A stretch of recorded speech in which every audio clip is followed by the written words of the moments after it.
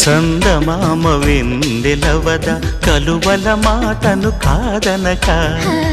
చల్ల కాస్త విన్న కాదా కృష్ణుని మాటను కాదనక ఏటి నీరు కాదనలేక మేఘమల్లె మారేనుగా మేఘమాల కాదనలేక వాగులాగా పారేనుగా ఈ ప్రేమన్నది నీలిలేనని నా జన్మన్నది నీ ఒళ్ళో కని